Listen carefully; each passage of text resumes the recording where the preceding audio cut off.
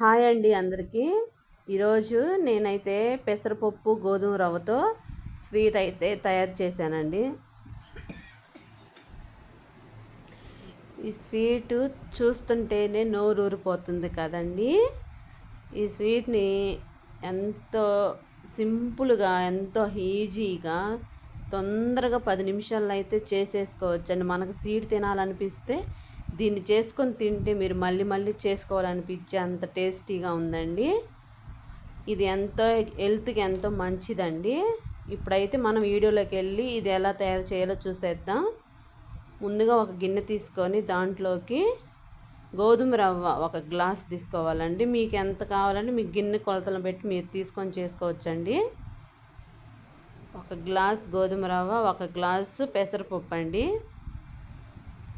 మీరు కొలతకి ఏ గిన్నెని తీసుకొని చేసుకోవచ్చు ఇదే కొలతలతో.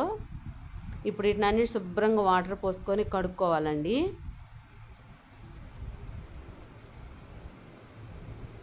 శుభ్రంగా కడుక్కొని నీళ్ళని వంపేసుకొని ఆ తడి అనేది అంతా వంపేసినాక స్టవ్ వెలిగించుకొని దీన్ని స్టవ్ మీద వాటిని పెట్టుకొని ఆ పచ్చి వాసన అంతా పోయేంత వరకు వేయించుకోవాలండి.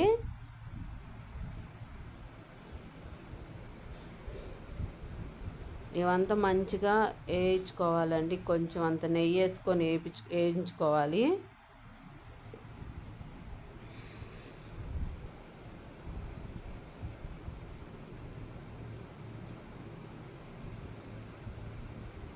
కొంచెం నెయ్యి వేసుకొని బాగా వేయించుకోవాలండి.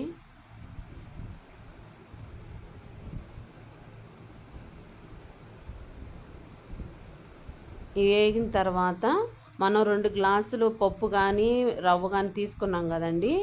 ఇవి మొత్తం కలిసి 8 గ్లాసులు అయితే మనం తీసుకోవాలండి.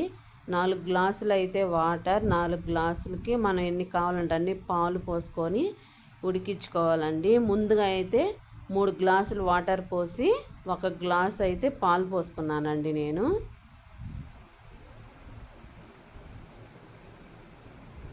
ఒక గ్లాసు పాలు పోసుకున్నానండి. కాచి చల్లార్చిన పాలండి. ఇవంతా కలుపుకొని మూత పెట్టించుకొని మనం ముద్దగా ఉడికించుకుందామండి. ఈ ప్రాసెస్ మనం కుక్కర్లో కూడా చేసుకోవచ్చండి. నేనైతే దీంట్లో చేశాను, మీరు కుక్కర్లో అయినా చేసుకోవచ్చు. చూడండి, ఇది మొత్తం అంతా ఉడికిపోయింది. మనకి పెసరపప్పు అనేది పలుగ్గా ఉంటేనే బాగుంటుందండి. పంట కింద తగిలితే బాగుంటుందండి టేస్ట్. ఇప్పుడు మిగతా 3 కప్పులు పాలన్నీ పోసేసుకోవాలండి. పాలు ఎన్నని కాదండి, మనకి ఎంత కావాలంటే అంత స్టిక్నెస్ కోసం కానీ చిక్కగా లేకుండా కానీ పోసుకోవాలండి. కొంచెం పాలు సరిపోకపోయినా కొంచెం వాటర్ అయినా వేసుకోవచ్చు.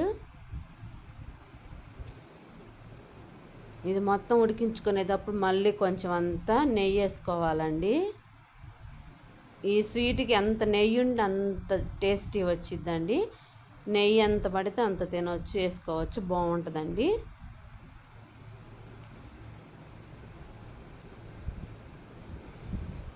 ఇదిగో చూడండి, ఇది మొత్తం అయిపోయింది, ఉడికిపోయిందండి. చిక్కదనం కావాలంటే చిక్కగా ఉంచుకోవచ్చు, కొంచెం పలసగా అయినా కోసుకోవచ్చు. ఇప్పుడు 2 గ్లాసులకి రవ్వ పప్పు తీసుకున్నాం కదా, 2 గ్లాసులు బెల్లం అయితే వేసుకోవచ్చండి. మీరు స్వీట్ ఎక్కువ తినేటట్టు అయితే వీటి మీద కొంచెం అంత ఎక్కువైనా వేసుకోవచ్చండి.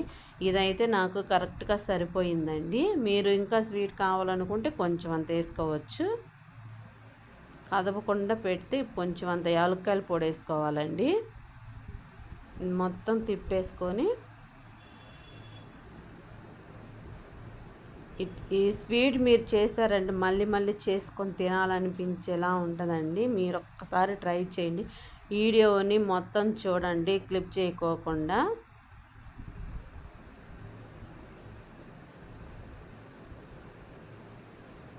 పెసరపప్పు కాంబినేషన్లో స్వీట్ అన్నాం కదా, ఎంతో టేస్టీగా ఉంటుంది ఫ్రెండ్స్. ఇది అట్లా అయిపోయినా పక్కన పెట్టుకొని ఇప్పుడైతే కొంచెం నెయ్యి వేసుకొని డ్రై ఫ్రూట్స్ని అయితే వేయించుకుందామండి. కొబ్బరి ముక్కలు మన దగ్గర ఏముంటే అవి వేయించుకొని వేసుకోవచ్చు. నేను కొబ్బరి ముక్కలు, జీడిపప్పు, కిస్మిస్లు అయితే వేసానండి.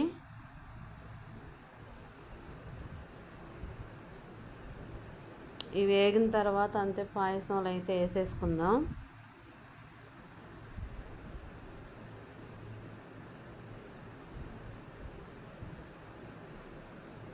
ఇవి వేగిపోయినాయి కదా, అంతే మొత్తం అంతా పాయసంలో వేసేసుకుందామండి.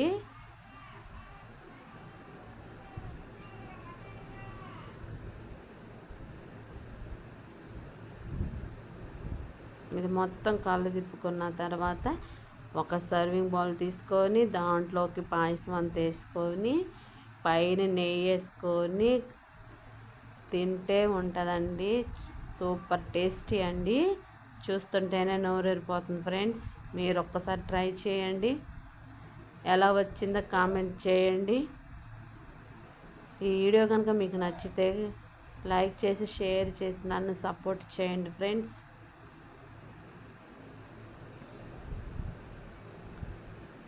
సపోర్ట్ చేయండి.